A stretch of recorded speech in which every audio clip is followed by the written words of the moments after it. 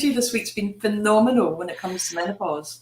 It's been wonderful, isn't it? I've seen so many posts everywhere and companies getting involved and talking about it, and some random ones as well that have come up in my sort of Hotmail email box, thinking, oh, okay, you're getting involved. That's great. Some people that really wouldn't have thought that would be a key part of them. The company that we use for our rooms in London, OSIT, their weekly newsletter was all about it, and people that had actually become champions within the business and were driving it. And then when they shared that I think 70% of their staff are women, it makes a lot more sense. It's lovely, isn't it? But the reason I called you the OG is because 2 and a bit years ago, you started this all for us, Menopause Week.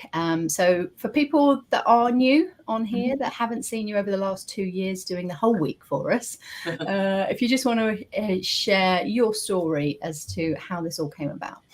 Yeah, I mean, I left my job in my early 40s thinking I had early onset dementia. I was a senior exec in financial services, and I am a sole parent of a child with lifelong medical needs. So at the time, I just was becoming really forgetful. I couldn't recall keywords in the middle of meeting. I'd sit in a planning meeting, couldn't get the word plan out of my mind.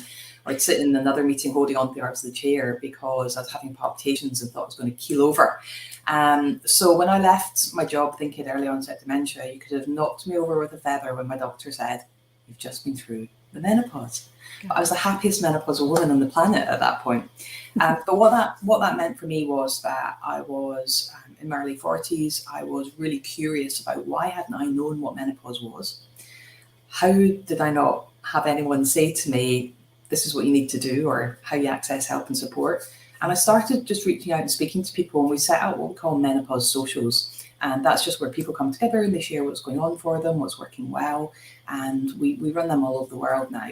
And that started letting me hear what other people's experiences were. And one thing led to another. And before long, I started working with employers, helping them understand what menopause was, what menstruation is, and how that impacts people, and how when you embrace it and you work with it and provide the right culture and built environment as well, then our performance levels can continue to thrive and increase as well, actually. Well, that's the thing as well. Once you embrace it, like you say, you were the happiest because you didn't have early onset dementia. So at least there was a positive in there.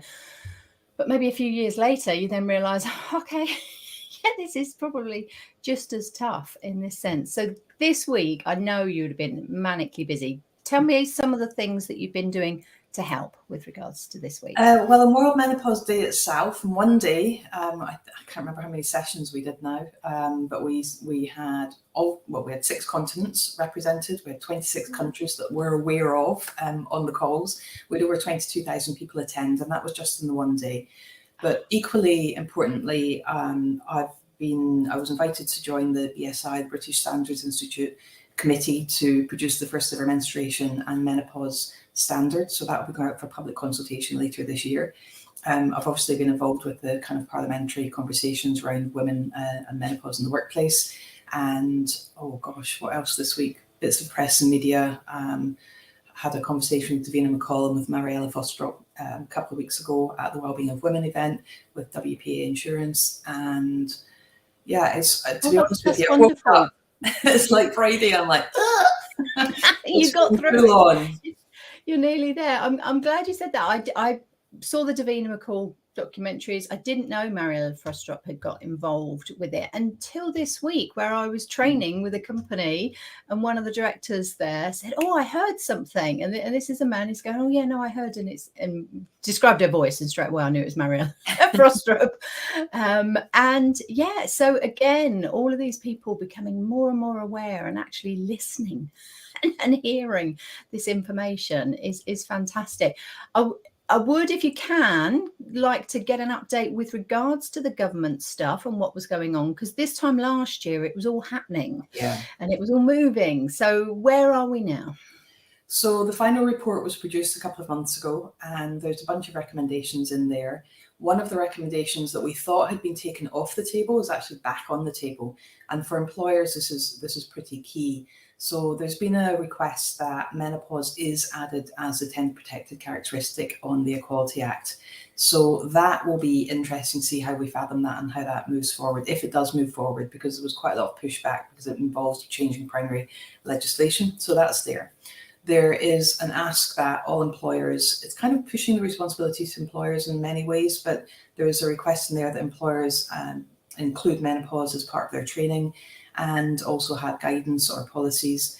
But interestingly, a lot of the clients I've worked with longest are embracing all things women's health, if you like, within their wellbeing policies. So there's different approaches to it, and I don't think there's any one size fits all. So the overriding message is that menopause is something that is pretty key to attracting and retaining women in the workplace. Excuse me, and I think I've said to you before, Angela, that I've now got a database of people who are job seeking, potentially looking to come back into the workplace, and employers as well. And each will ask about the other in terms of fit and whether things are genuinely menopause friendly. So it's interesting how the conversations evolve and change so quickly in the last 8 years. Are you telling me we've turned you into a recruiter? Say that again.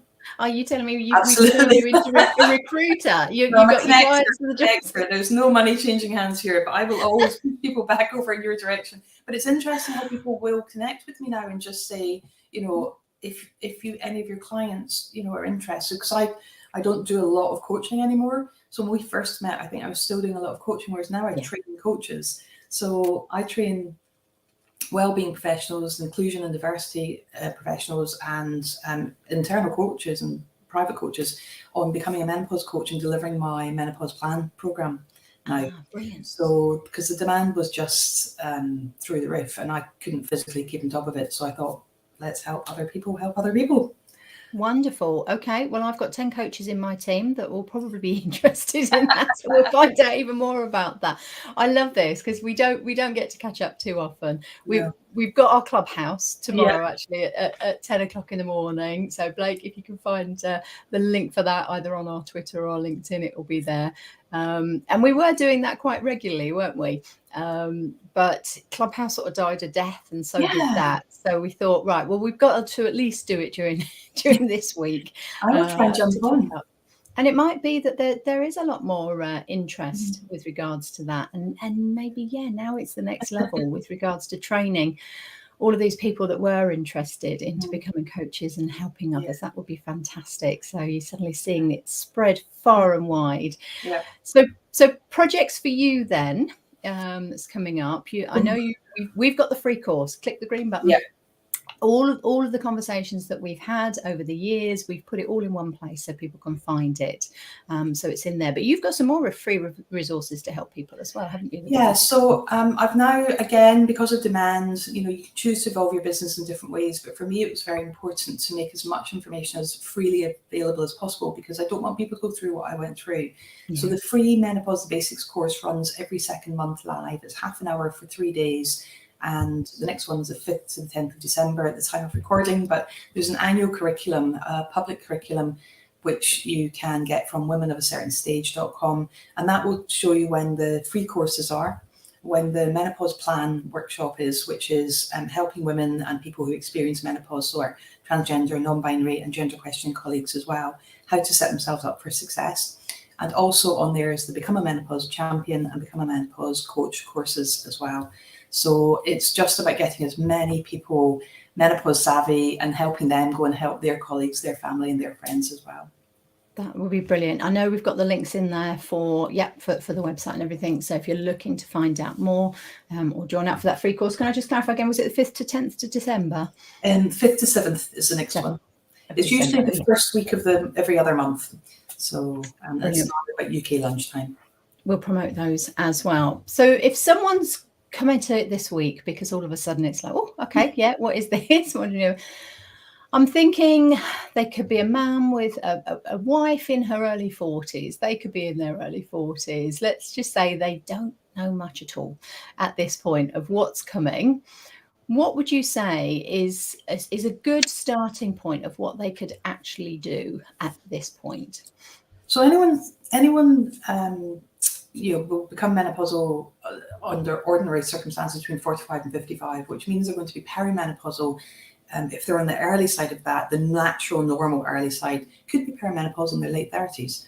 So the key thing really is start looking after yourself. So in the menopause plan, we go through mindset. So we build up your knowledge of menopause, what's going on through estrogen, progesterone, testosterone. So that's key. Knowledge is power. And then focusing on embracing menopause, seeing it as a positive time, recognizing that when you become menopausal, you're only halfway through your adult life. And if you think about how much you've achieved during the time you've had all your menstrual cycles, can you imagine what you can do post-menopausally? And that really excites me, right? So mindset is really important. After mindset, hydration. If you're having hot sweats and flushes, you're working in an air-conditioned office, if you're drinking lots of caffeine and alcohol and sugary foods and processed foods, all of these things dehydrate your body. And that exacerbates our cognitive function and our mood. So get your hydration sorted out. Then we look at nutrition, and there's a whole thing we do with nutrition, but basically we want you to eat as healthily as possible. So lots of natural plant-based foods, some white fish, white chicken, lots of good healthy fats. And then we teach you how to figure out, what foods are good for you, because there is no one size fits all. I'm a personal fan of supplementing. I have supplemented for 17 years. I'm 17 years postmenopausal now, and I'm a really big fan. And I know when I haven't taken my supplements, but that's a personal choice, and you do get what you pay for. Moving your body. So supplements wise, these specific menopausal, because I see them on the shelves with the vitamins. That's what I'm thinking. Yes, it's probably it's just it's good we need anyway. Yeah, really good point. And I do think you should always speak to someone who knows. I have qualifications in personal training, sports therapy, psychology, mental health, and nutrition. So these are areas that I am experienced in, and I know what I'm doing. But you do get what you pay for with supplements. And I do think you should always speak to someone who knows what they're doing and can give you good advice and let you know what would be useful for you. So movement's important, because we know our bone density can decrease. We can be susceptible to osteopenia, osteoporosis. So making sure we're doing impact exercises, strength building exercise to keep ourselves strong, making sure we're doing something to keep our heart and lungs working well, because unfortunately our risk of heart problems and stroke becomes the same as a man postmenopausally. So we've got to keep that heart and lungs working, and then we've got to stretch. So yoga, Pilates, that type of thing, so we can keep them flexible as well. And then I look at rest, recuperation, gratitude, and good morning and evening routines, which we were just talking about. So yeah. Yes, I've changed mine thanks to Rebecca, who's saying so many fabulous resources, Lauren, on there. But yes, I'm on day 20, I think it was this morning, that I wrote. I'm not sure about that, but it was very early. And I'm writing near dark. I don't turn anything on. I don't pick my phone up. So I'm doing a journal, not necessarily gratitude, just dumping everything out of my brain first thing. It's waking me up, but it's also helping me to sleep at night as well. So yeah, those type of things, just little changes. It wasn't a big thing, but actually it is having a big impact. So I think what we'll do is we'll list out, Blake, in the course, we'll list out some of those things that Lauren has just said, because there were so many in there. That's amazing. That's why I love getting you on, because we just get so many details. So workout wise, there's a lot that people could be doing. What flashed out to me though when you said that, that I thought, oh, wait a minute, the perimenopausal and things changing sort of late 30s, early 40s, we're all aware that if we're looking to have a child, then really we need to have it by our sort of early 30s, by mid 30s. We're called geriatric mums, aren't we? And by 40, 41, 42, the likelihood of you getting pregnant, that I never linked it to the menopause. Isn't that ridiculous? But it's only just jumped out at me there now. Yes, okay, less eggs and things going on, but not actually to the menopause, because again, I didn't know much about it at the start. I always thought of that as 50s plus, and therefore that was something different that was happening that meant you were struggling. But of course, it's perimenopause, isn't it, that's stopping you from getting pregnant? Yeah. There's and I think most of us, many of us, are leaving having children too much later in life. So I mean, I had my son at 37, and my doctor reckons I went straight from having my son into menopause. So I kind of skipped that whole perimenopausal bit and just kind of went straight into it. And that would make sense. We will never really know, because I fed him for a year, and then I was on contraception. It meant I didn't have a bleed. So we'll never know whether it was then or whether it was, when I turned 40, 41, which is when the symptoms seemed to really have a nice little spike.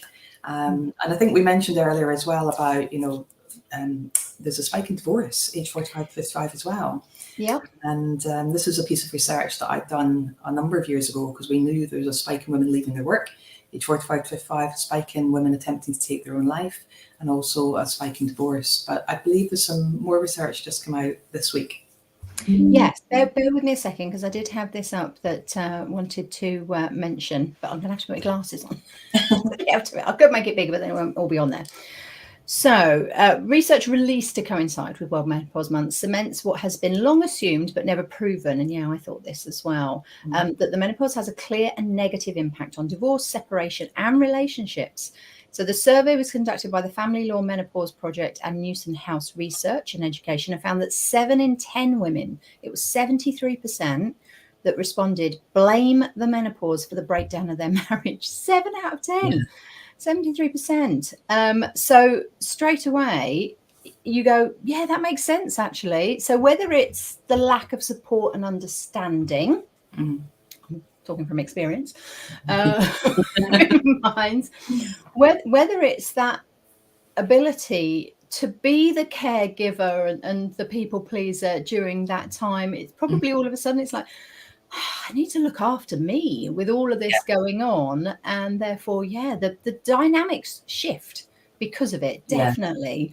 Yeah. And I'm now wondering whether the male midlife crisis is brought on by menopause. I wouldn't be surprised.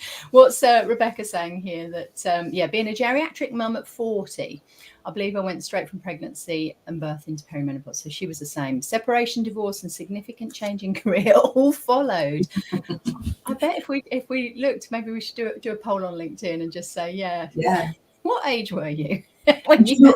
You know, it's interesting, because actually one of the coaches training with my new coach cohort is a man. And he's becoming a menopause coach because he could see the impact it had on his marriage, and he's working with his wife to ensure that they've got the right help and support. And he's going to look, he's setting up a business, he's JP Morgan, and he's looking to set up a coaching business now to support families and to support men going through menopause with their wives. Fantastic. That's what we need. Yeah. Everyone with knowledge, like you say, knowledge is power. I think that's the key, to leave it on there. So lots of things to reflect on. Do rewind this back and go through. Click on the course if you want to keep being able to refer to it and see how things have grown over the time. We'll put all the other sessions in there from this week as well. So it will be Lauren Chiren, Menopause in Your Business, with guests. So and it will just keep growing, and that will be a free resource for everyone. And we'll talk about yours as well. That'd be fantastic. We'll get those details in for you. Wonderful. That's it. Our time's up. So thank you for joining me. Thank you for what you do and the changes that you make to everyone. We really appreciate it, Lauren. Hopefully we'll see you at 10 o'clock tomorrow at Clubhouse. Thanks, everyone, along the way. As you can see, we've got 3 coaches for you. I'll get them to introduce themselves in a moment. But first, let's explain how this works for new people that are joining us. There's 6 questions already asked that we've collated over the last 2 weeks, because this runs every fortnight. So if you've not been with us before, follow the recruiting gym at the top there and you'll get a reminder to let you know that we're going live. As we're working through those questions, the coaches will give their ideas, their information, what their thoughts are, their opinions. And that's what we're here for. We want to hear from other people. There's been over 75 different coaches in Ask the Coach. So if you want to find out other questions that might be helpful in your career, click on the green button. That will take you through to the other sessions. Okay, while they're introducing themselves, you can vote. If you can't be with us for 45 minutes, then do click on the questions and vote on it, and it will push it up the scale. So we might answer question 6 first. Who knows what it's going to be, but feel free to vote if you can't be here for the whole time. Wonderful. Right, while you're doing that, let's find out a little bit more. I'm going to go to Renu first, because Renu's done this a few times before. Thank you for joining us. If you could introduce yourself, Renu. Great. Thanks, Angela. Hi, everyone. Really nice to be here. I'm Renu Gundala. I run a company called Talent Grader, and I offer 2 core services. One of them is senior and exec search in the HR and recruitment space, and also offer talent assessments like psychometric tests, behavioral tests, these kind of assessments for recruitment. Thank you. Fantastic. And how long have you been in recruitment, Renu? Oh, gosh, 20 years now. Wonderful. Love to hear that. Let's go to Sooz next. Sooz. Hi everyone, thanks for inviting me on. Angela, I'm looking forward to this. I'm Sooz Kinsella. I am the EMEA marketing manager for JobAdder, who do recruitment software, but I have been kicking around this arena now for a few years. Back in 2014, I worked for another recruitment CRM, and then I worked for an international recruitment agency as well. So I've been in the sector for a few years, but quite new to JobAdder. So I'm looking forward to the chat today. Thank you for joining us. Thank you. And JobAdder is our sponsor for the daily workout. If you haven't seen already, thank you for that. Okay, over to Danny, another newbie. Hi everyone, thanks Angela for inviting me on. It's great to be here. So I'm Danny Steele. I run Recruso, founder and MD. We've recently just rebranded from Rocket Software, and we're a recruitment CRM for the fast-paced recruitment temp market. 26 years in recruitment, so I think I trump everyone apart from Angela. And on both sides of the fence, so I used to run a high-volume recruitment agency and then flip to the dark side, and now supply tech into the space. So, yeah, looking forward to today. Yeah, so we've got over 100 years of experience on here, haven't we? So that's what Ask the Coach is all about. We've been here a long time.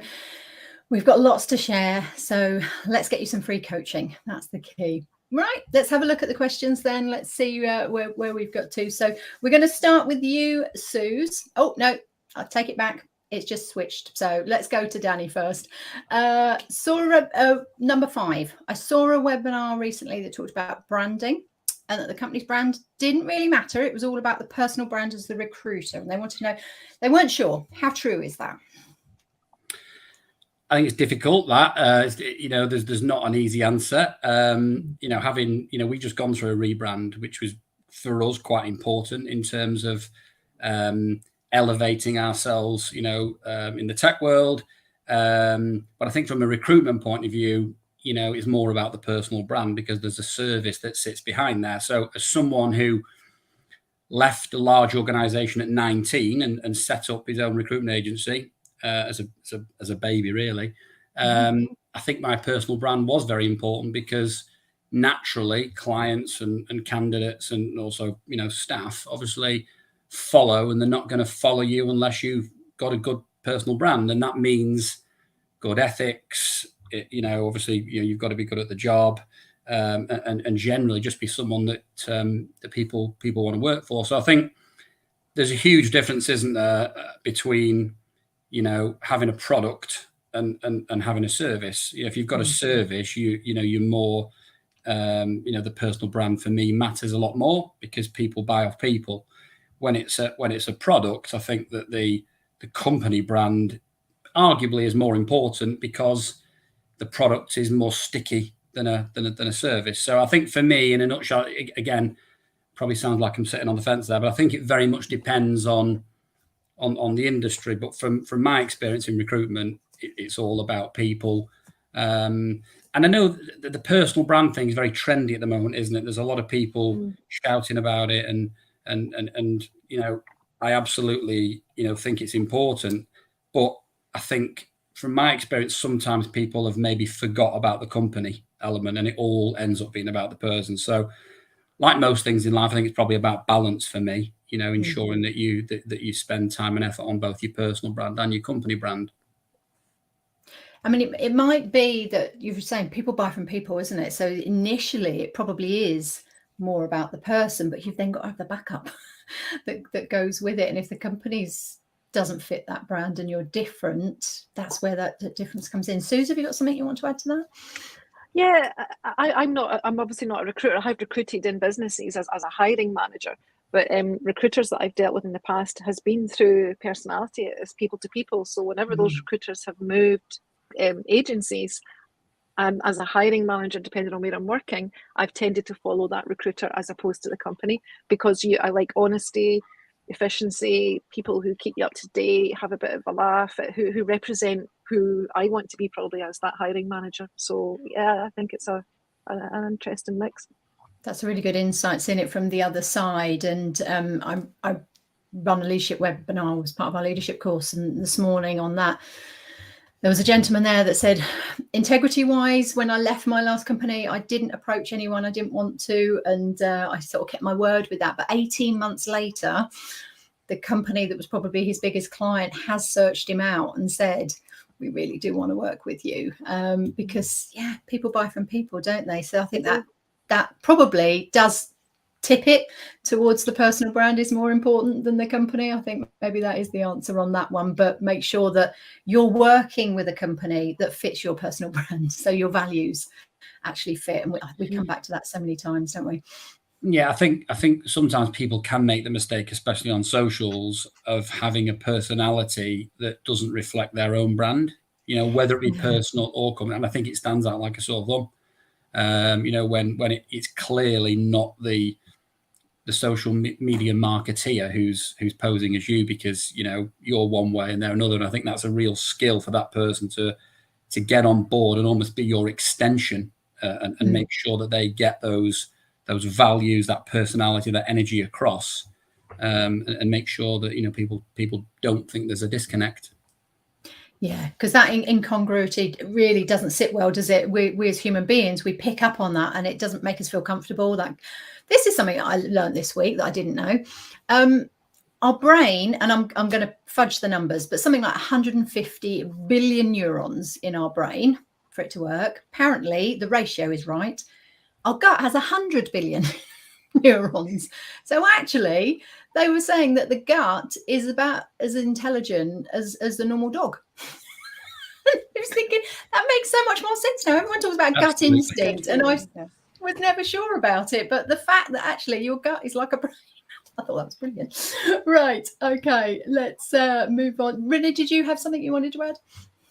I was just going to say what Sooz was saying earlier. I have been in recruitment, in-house recruitment for a long time as well, before I started my own business as a recruitment agency.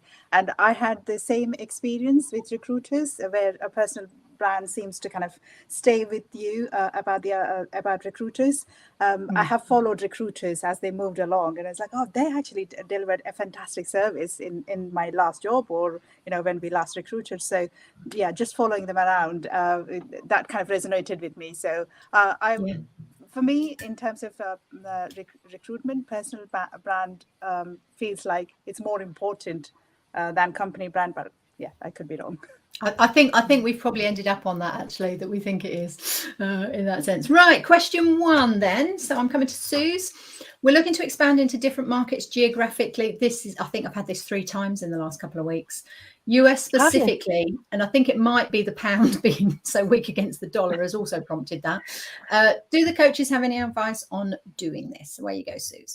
So I've probably got a different view on this. As I say, I'm not a recruiter, but I'm a marketer who has worked for a recruitment agency who was an international recruitment agency, and the US was our core market. So if you're based in the UK, I think the best advice I could give is know your niche. Don't go in with your spear. Don't go in with a big fishing net thinking that you're going to take over the entire US. Pick what it is you want to do and exceed it, and be prepared to change your business a little to suit that the US market. You need to know the differences between the salaries, the language, the regions, and maybe try and get an advocate as well, somebody who you know over there, and be quite clear about what it is you're trying to achieve. I'm a great believer in start with the end in mind, as in what is it that you're actually trying to do, and don't get caught up in the detail. And sort of try and stay focused around that.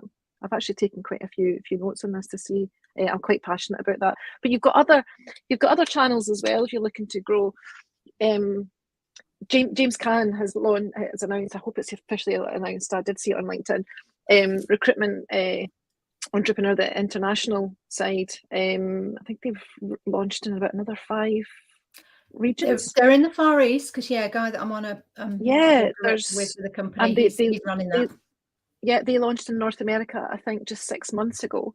You've got other companies like Davison Gray, Rhys Jones here in the UK, who sort of help businesses grow as well. So it's like, look to the people who have been successful and see how they can help you potentially there as well. I think that's something we forget, isn't it? Maybe we don't want to ask. I don't know, but why not go and talk to some people that have done it, that have been really successful? I was at an event on Tuesday, and what was lovely, these were all new people that have set up in the last year in recruitment companies, but they brought in to people that had been already doing it 3-4 years and where they'd got to and got them to share their stories. And I think recruiters, we're happy to share we're here, look, we're happy to share. We like helping others up the ladder as well. There's enough work out there for everyone, and there is enough of us that actually you don't have to be on your own, you don't have to do it yourself. So that research shouldn't maybe just be about the US markets, but also about other people that have been there and done it. I think your tech stack as well, Angela. I think where you get that data from. So we kind of know in the UK that majority of people probably live on LinkedIn, but if you're targeting firms for business development, is get the right data sources. So there's other tools. You have to invest in it. It's not something you're going to do for free. You're going to have to choose your data sources. So you may want to use a third-party tool like Discover.org and Cognizant. Discover.org, I believe, has got quite strong US data. But be careful you don't do this whole, you get access to these systems that give you email addresses and phone numbers. Just don't throw mud at a wall blankly. You have to be strategic with your approach as well, which is why your niche and your problem solving, no matter what you're selling, is really, really important. And your tech stack. So you're going to want email automation, you're going to want a good CRM, not a recruitment CRM potentially, or a recruitment CRM that actually manages your BD and opportunities as well.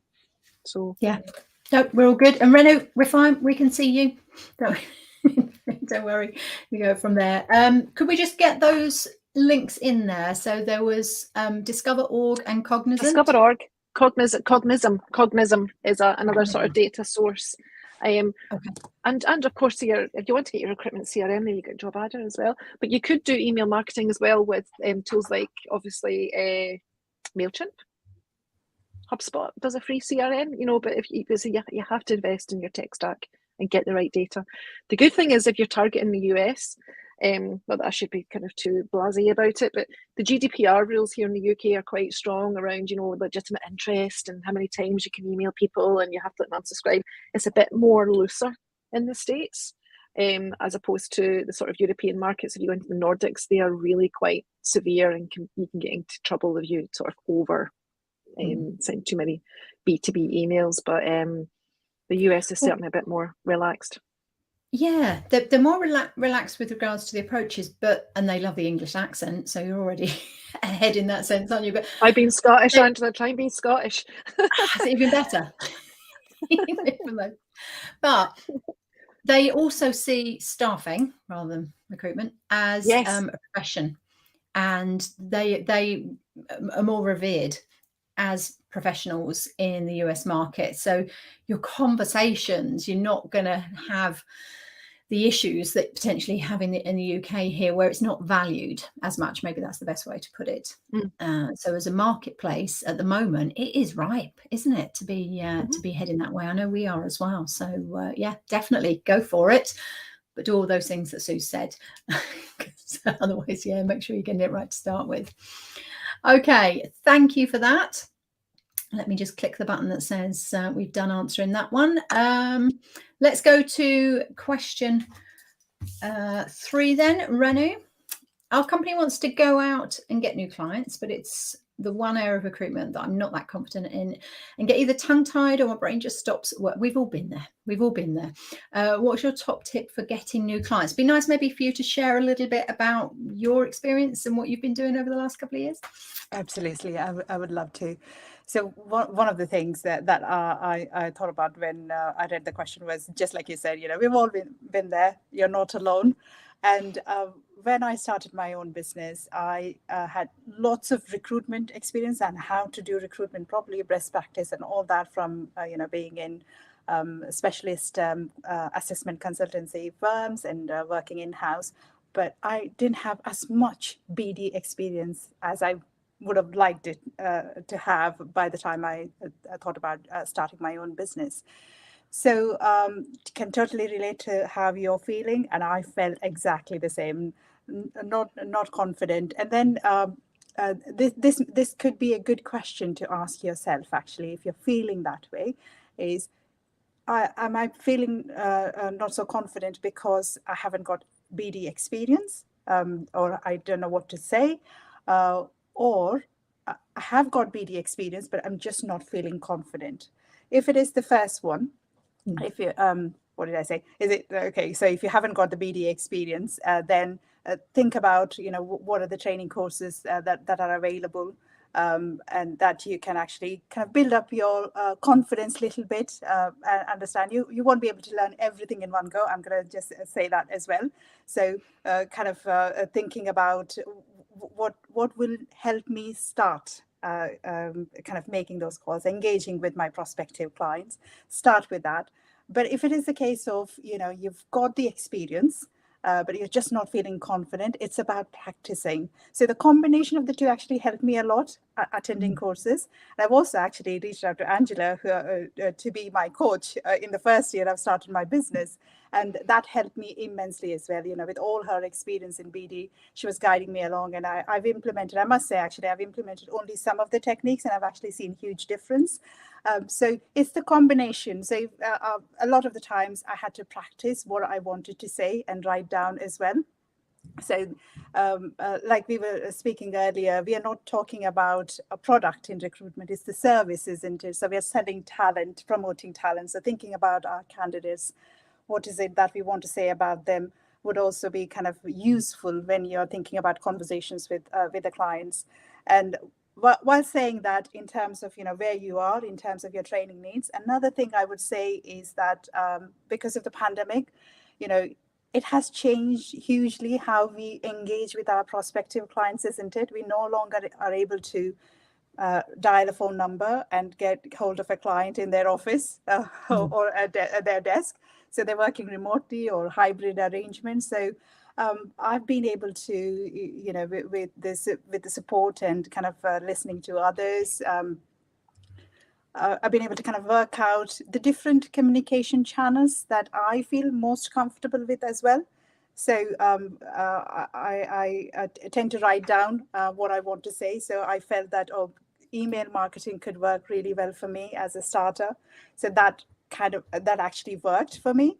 And I was so pleased when I got a call one day from a client that said, "Oh, Renu, we had this email from you. You mentioned about a candidate who was available." I was like, "Yay, yes."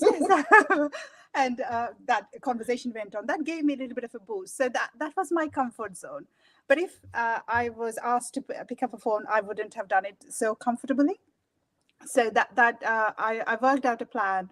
What are the different ways that I can communicate, and what am I most comfortable with? I started doing that, but I didn't leave out the ones that I'm not so comfortable. Like, for example, doing a video, introduction video about myself, or introduction video about talking about a job to my candidates, or talking about my candidate to the client. I wasn't so comfortable doing that, but I got there in the end, step by step. I had to practice a lot. I'm never happy with my videos, actually. So those are the different things that I have done, thinking about, what are your training needs? And also it's a little bit about the mindset as well. You don't have to think that you have to achieve a lot in 1 week. Breaking that down, taking small steps also helped me a great deal. Hopefully that answers your question. Do chip in. No, I think you've given them loads of things there, and a key point pointing out that yes, there's going to be some that you're more comfortable with than others. You've got to do with them all though, and see what works, because even the one that you're least comfortable with may be the best way of actually achieving it. But I'm glad to hear you say it's not just about the phone call. And yes, we do want people picking up the phone and having conversations, but there's so many other ways that you can approach. Sooz, what's your point? No, I just agree with you. I agree with you about video. I hate video, but we know everybody wants to do video, and people say, "Oh, you send a video." But I've done the same. I've probably recorded about 10 and then binned them. So yeah, it's practice. And what about you, Danny? No, I think Renu, raises a really good point, and the order that you said those points about having the training and the knowledge first, I think then automatically transfers into confidence, because if you know your subject matter and you're confident about what you're talking about, then you enjoy it, and if you enjoy something, you're better at it. So I think if you're talking about something, or I use the phrase "on the wrong seat," and that happens a lot in recruitment, whether that's someone filling bookings or placements, or people selling, resources sales, get people on the right seat, and if people enjoy what they do, they're going to be better at it. It's as simple as that, and just focus your time on making sure that everyone's in the right place. So 100%. Yeah. That is critical, isn't it? We want to challenge people, we want them to grow, but we don't want them to actually hate it and leave because that's not great for our industry, and it is an issue that we have. I'm glad to say the majority of the training that we're doing at the moment is BD related. So companies are realizing that we've had 2-3 years of just masses of jobs and no one's had to do any BD, and all the people that have joined the industry in the last couple of years are suddenly like, I've got no idea. I would have no idea how to go out and find business. And yeah, these questions keep coming up. So the resources are out there. Daily Workout Lite, DW Lite. We've got a section for clients in there that will have BD sessions in there. And there's over 100 sessions that we've done that are free to everyone. So do feel free to click that. If you click the green button here, actually, that takes you to Ask the Coach. Sign up for that one. We allocate the other 5 free courses that we offer as well. So feel free to get involved with that, which might link me to my next question, but let me just double check the amounts at the moment. Yes, it does link me to my next question, which is great. Because one of the free courses in there is Menopause and Your Business. And it's World Menopause Day on Tuesday. So we've been doing a whole menopause week on the daily workout. And obviously these questions have been coming up. So what can our company do to help reduce the loss of an experienced and highly skilled workforce to this potentially debilitating phase of life for women? They put it very well. It was very nicely written. Thank you very much. So Sooz, it's me and you, I think. You go ahead. I think it's me and you, the over 50s, Angela. Sorry, over 40s. Over 40s. I'm gonna have to be very careful because without getting too personal around menopause, one of the biggest things that I've noticed is people are actually talking about it now. Whereas before, I remember being in a late teens when my mum was going through menopause, and it was almost like a taboo subject, and you whispered about it and you didn't actually say, it was just a bit like sex. You don't talk about it. Whereas I think if you demyth it and make it more, remove the stigma about how people feel, and not sort of point fingers. If somebody's having a dizzy moment or, a hot flush, it's giving them the space to get over it. But at the same time, adjust that workplace to make it easy. You don't have to make a big fuss and embarrass somebody, because I do think there's a stigma attached to it. Not only the fact that, we're no longer childbearing or anything like that, but the fact that we do get fluffy brain and brain fog and things like that, and it takes us 10 times to remember a word we want to say. We'll not mention the night sweats, will we? I mean, this is the thing, isn't it, that it is baby brain. So if those people, if women have had babies and remember that you just couldn't remember what you were doing, what you were trying to say, and that word just eludes you, unfortunately you potentially got 10 years of that. And we know we're capable, intelligent, strong women, that hormones can just change that. And we need to make sure that companies are there supporting it. So we've had 5 different experts this week. And we finished with Lauren Chiren this morning, who for the past 2 years has been supporting the Recruiting Gym and sharing information. And she speaks all over the world about this topic, because she thought she had early dementia at sort of 40, I think it was. She left her high-powered job in the city because she didn't want to get found out. She thought she was going slowly mad. And then when the doctor told her, actually, no, it's menopause, she was really happy about it. So unusually, a woman happy to go into menopause, but because she thought it was something totally different. And the support is getting there. And people, like I say, are talking about it. But Angela, I think it's more than just having a policy. I think just if a company says, "Oh, we have a a policy," because if you think about women in general and men, because things have changed with regards to like paternity leave that includes males and females and same-sex couples and things like that. Everything that is changing, that the stigma is changing, but just having a policy around it, you have to actually live and breathe that policy. There's no point in saying it's in a folder over there. We've got a menopause policy. It's actually what you actually do as a business to help people through that. And I think that's probably what the question is asking, is how do you do that? You just have to remove the stigma, make it have a safe space that people can talk. Well, putting it on the agenda to start with, isn't it? And maybe keeping it on the agenda.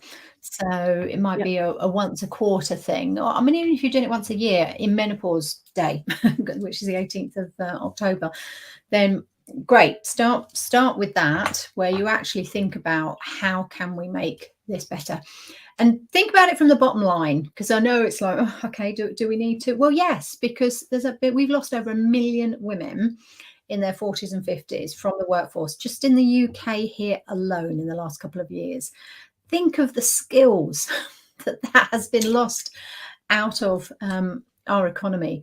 It's having a big impact. So if we can change that and keep these women in, and it might be giving them that second opportunity. It could be that they're finding themselves. I know we had Fiona Mackay yesterday, and she helps women to have no pause, is her program, no pause. So therefore, carrying on and appreciating where you are, doing something about it and making a difference. So there is a lot of resources out there now for people to pick up on. So sorry, Blake, we got you busy today. All these links go into the course, by the way.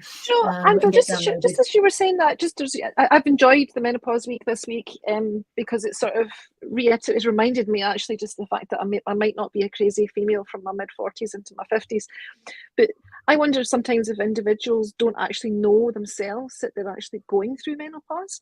And you can go to my mum didn't. You talked about hormone tests now can be done to help that. But I think I went through a phase in my mid-40s where I maybe thought it was maybe more depression or a bit, I was maybe just a wee bit hyper or something. But in hindsight, that's probably what it was.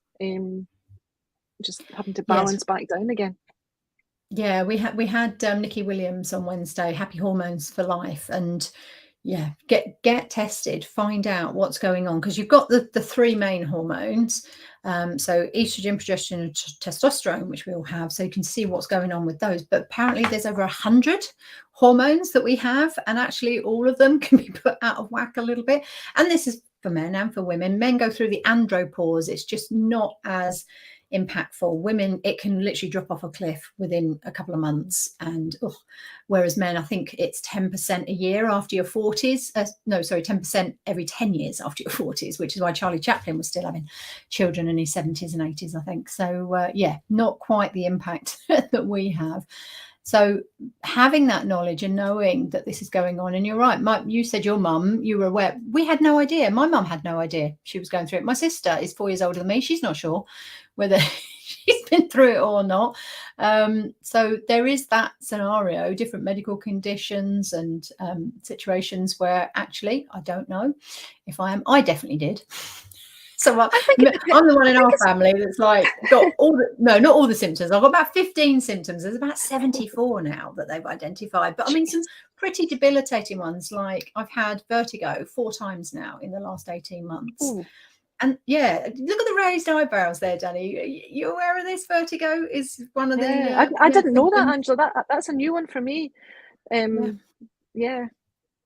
So if I turn over in the middle of the night, everything, curtains are flying around the room and everything. Jeez. And if it hits hard, then I'm throwing up and running into walls and all over the place. So I think it depends on the industry as well, because obviously, I work within the recruitment arena for a SaaS product. It's quite a young company, it's a 15-year-old company, but it's a young team, and the approach to sort of mental well-being and health days and joy days and stuff like that is all very well. But if you think about people maybe in retail who with employers, you've got pressure on, you have to stand all day and things. I think it depends on your industry as well, how the employer approaches that. I wonder if we're just blessed in the fact that we are in industries that recognise this. There must be a lot of women out there in occupations where they're not supported still, and I hope that things like World Menopause Day continue to educate. So yes, so I suppose our answer to that is educate yourself. There is information out there now. Thank you, Blake, for all the extras in there. So you've got the Menopause Week, but we've got the Menopause course. So if you want to stick that one in there, because that then actually comes in the free courses, so that's fine. You can pick it up from there. And there's a lot of info, and Lauren's going to put more in as well next week, so that the information is there if you need it. Talk about it. Yeah, share your experiences, because a bit like that, if you get vertigo in the next couple of weeks, you'll be like, okay, I've got it. I know where this is coming from, and I can deal with it. But when you don't, and you're suddenly getting all these different symptoms, and you're just worried that this could be something worse or something different. There's so many that are linked to it's our hormones, isn't it? And therefore that's how our body works. So it's not surprising when they go out of kilter. So do we. So yeah. Get the information. And if you are a man and you're not going to have to deal with this, you will, because you'll know someone will be going through it or working with someone. Could be your clients, could be your candidates that are suddenly going through it. So yeah, be an ear, listen, and just share. And it might be they're not aware either. And you might be helping them to say, well, look, what you're going through, this is a symptom of menopause. Have you considered that? And all of a sudden it might open up something totally different. I wish someone had talked to me about it a few years ago. That's where I'm going to leave that. Right. Okay, let's have a look. What's the next question on here? Question 4. So that's Danny. Let's come to you. Business is currently 20 people, and they've grown from just 5 in 2 years. So they've done really well, this company. What should be a focus for us if we're going to get to 50 in the next 3 years? So they've got their target, they know where they're going, but they're just asking for some help at this point to see what they should be doing. Away you go. Yeah, it's a really interesting question, and one that I've actually been through myself. My previous company, I used to have a recruitment agency called Top Gear Recruitment, and we got to this point where you have to be really careful, because you know when you sort of get to that level, you're looking at maybe bringing in sort of a middle management structure, which is an extra layer of cost. And, invariably you have to take 1 or 2 steps back before you take 4 or 5 steps forward. The biggest thing that I would say from experience is you just have to make sure that you continue to focus on your margins, because a lot of people bulk up the overhead and then maybe, look at, or take a bit of a focus off their margins and start to do more. Again, it depends obviously if it's temp or perm, but if you don't protect your margins and you're just selling without keeping an eye on them, that overhead can creep up, and that's where sometimes people sort of struggle and then sit at that 25, 30 staff for a number of years, because the margins just aren't being upheld. I think if you can, be strong, and I think, when I talk to clients now, people are stronger now than maybe I was probably, 23 years ago when I started Top Gear 24 years ago, and actually say no to clients and actually say, listen, we're in a candidate market. This is the value that I place on my business. I'm not prepared to drop a couple of percent, whatever it may be over a period, because this middle management team that you put in place can be a real threat as well. They're an asset. You're bringing in compliance, you're bringing in finance, IT, operate, you're a whole different layer of people.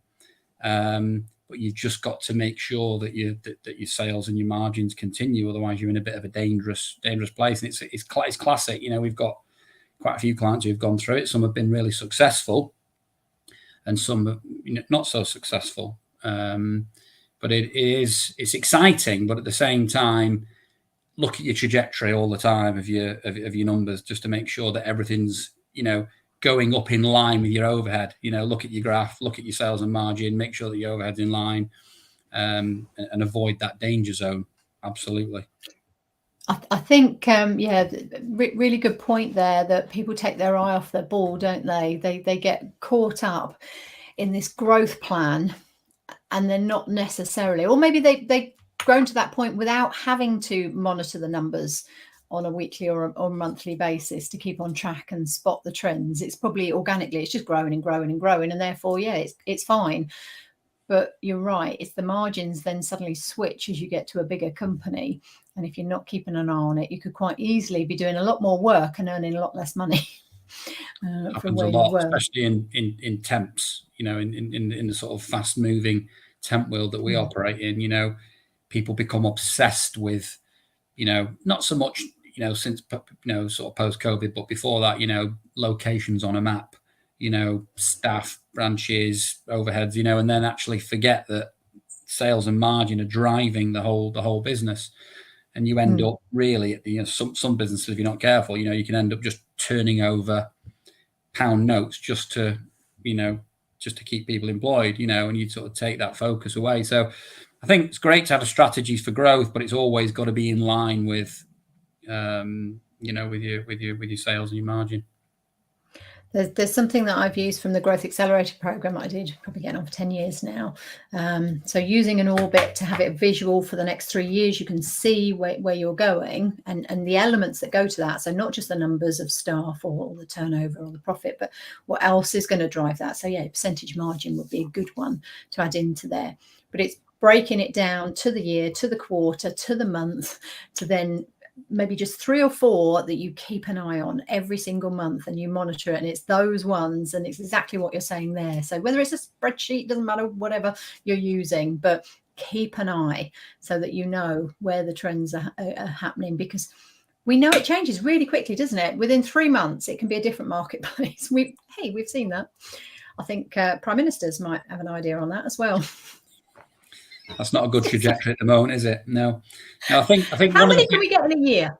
Yeah, we're definitely going to go for a record, I think. But I think it's about the people that you've got around you as well. So maybe one of the mistakes that I made, early, being a teenager starting a business, was maybe not having a strong enough finance function.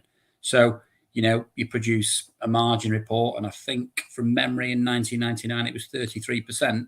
And that was swiftly coming down by around about a percentage a year, So yes, you're doing more work. Clients will give you, more volume, and they'll expect a bulk buying discount. And I think it's about educating those clients and saying to them, we're not providing mugs here, where the setup cost is X, and then each unit, becomes lower. When you're providing, I thought you meant mugs as in not very good people. Well, there's that as well. That's been that's been thrown at me over the years. Yeah. But I think educating clients to say, listen, just because I'm doing more business with you, actually the price should go up because you want more of my time. And if you want more of my time, I'm going to charge you more. Not, you're giving me X amount of vacancies or X amount of bookings if it's temps. And then everything goes down. And I think that's where things can be difficult, and I suffered from that with a major supermarket, which I won't name, and in the end they might as well have had a seat at the shareholder table. They became that powerful. It became a third of our turnover, and your bums on seats, if you like, your numbers out are doing this, but your margin's doing this. And that's the thing, because the client expects you to go and hire that, in my world, 3 or 4 driver trainers or a compliance officer, and you're beefing up your payroll and your accounts and whatever. But actually your margin's going down and your overhead's going up, and it ends up being the crocodile effect, or the opposite, So it's dead exciting when you're growing, but just have a good FC or FD giving you once a week, once a month, whatever your business model is, looking at the trend and the trajectory, and make sure that you book that trend if it's going in the wrong direction quickly. Yeah, and it doesn't even have to be in-house. I have management accountants, so maybe we'll get their link for them. Blake can put them in H1, so always good. Sooz, want to add to that? Yeah, I was just curious what Danny, because Danny, obviously you deal in high volume temp historically, and then what you're doing now. What about the retained model? Do you think there's a mix to have, like the old recruitment as a service, where you get that fixed sort of fee that comes in monthly, and a mix of sort of ongoing business as well? Do you think that's it's not an area? Yeah, it's not an area that we ever looked at when I was sort of doing the recruitment job. But I think if you can get a mix, I think it just gives you that sort of comfort blanket, doesn't it? You start every month and your overheads are covered, for example, and the pressure's off. And actually, when the pressure's off, you're not so focused on overselling, as I call it, where you take an eye off your margin and just sell. A lot of people get obsessed with competitors and want to go and beat them on price or whatever. I think it's a dangerous game to get into. But I think if you can get some retained business, I think that's a great blend, because you're not putting all your eggs in one basket, are you? Yeah, bit of everything. Again, to even it out, like you say, if your temp or contract business can cover all your overheads, then your perm is pure profit. And if you can get retained or project fees up front, even better, you've got guaranteed revenue coming in. Thank you. Right, I'm aware of time. We got 3 minutes for the last question. So this is Renu. Updating details on our CRM. This is funny, actually, because obviously the other two got CRMs, but updating the details on our CRM is a daily task. I know that it helps for future searches and that keeping it updated will have value down the line. I just don't get the time. Help. What are your... I was thinking the same after I wanted to answer the question, actually. Susan, Danny can add in as well. So one of the things that I was thinking, just looking back at my own business, and I can totally relate to that. It does take a lot of time. But one thing that I have done to kind of address that, which isn't perfect, but it's helping me a great deal, is that I download whatever I have on CRM. And if I haven't had that already on CRM, I just update it on a spreadsheet first, because I'm working off a target list that I'm focusing on over a certain period of time. So I update that spreadsheet instead of updating CRM and also doing something else or writing on a piece of paper, etc. So just updating that spreadsheet and then on a monthly basis putting that back on CRM. So then I'm not doing it as a daily task. Sometimes I tended to do it as a daily task, but it did not work, and I've forgotten, and I've done it in too many different places. So that's just one. Okay, so you've got information in one place, and then on a regular basis, you're then do it all together so that you can focus. And they do say, actually, from a time management point of view, is putting tasks together, isn't it? And actually focus on where's my note where it's like one thing at a time. I've got a picture here somewhere, because I'm always doing like 6 things at a time, and that's my thing that I'm working on at the moment, to actually make sure that it gets done. What happens if you don't do it, though? I mean, has there ever been a situation where you've not then updated it? Yeah, then I had to refer back to this spreadsheet. It has happened, but at least I have updated the spreadsheet rather than my notebook, where I have a few notebooks over the months that I would be like, which notebook did I write in? But the spreadsheet has helped. So what I had done actually was to kind of see what columns I had in the CRM that I needed to update, and putting the same columns in the spreadsheet, so that when I'm uploading it back to the CRM, it's a bit easier. So kind of maintaining that. Yeah.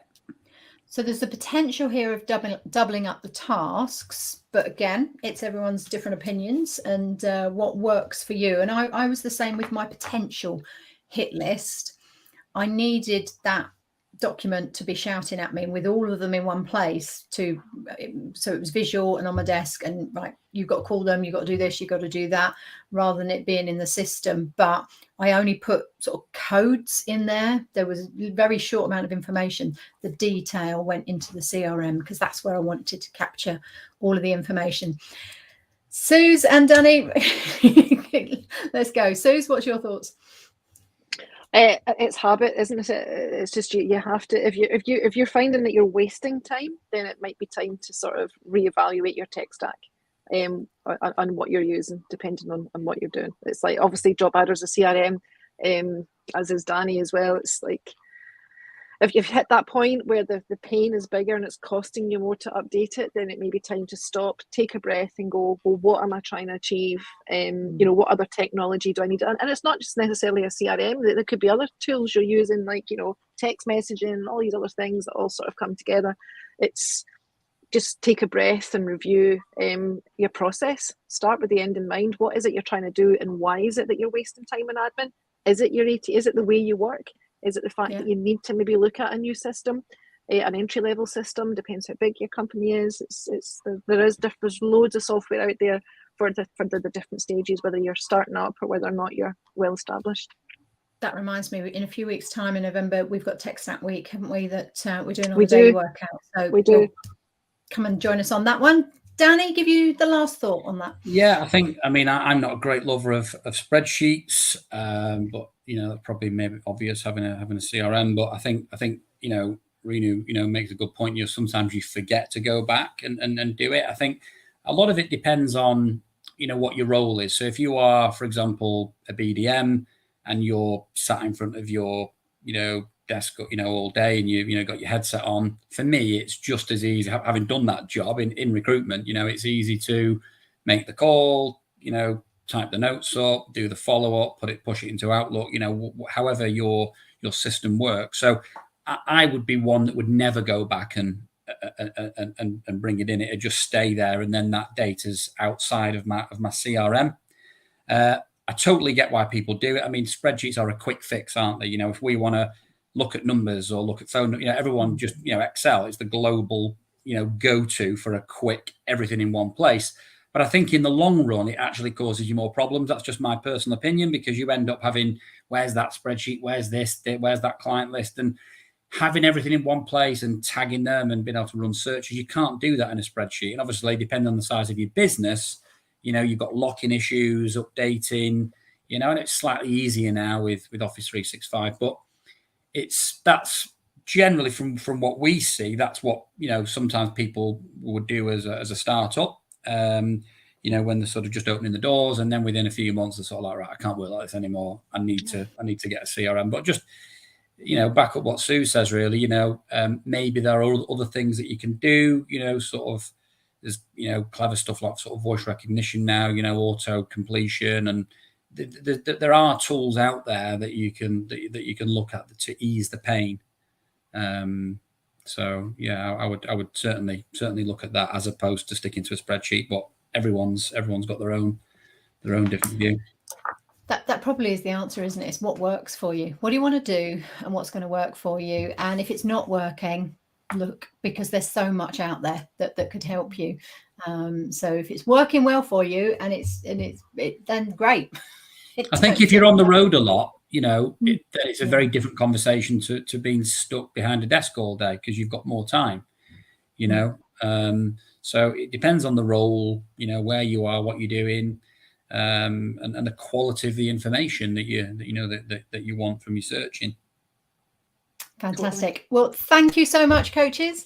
Thank you for your time and your input. We got loads of links to put into the course as well, so that'll keep Blake busy for a couple of hours getting all of those sorted into the course. We're back again in 2 weeks with three more coaches, so do come and join us. Click on the Recruiting Gym logo at the top and follow us, and you'll get updated on all the things that we do. Thanks ever so much, everyone. Have a great weekend. Thanks, everyone. Thanks, Bye-bye. everyone. Bye-bye. Thank you.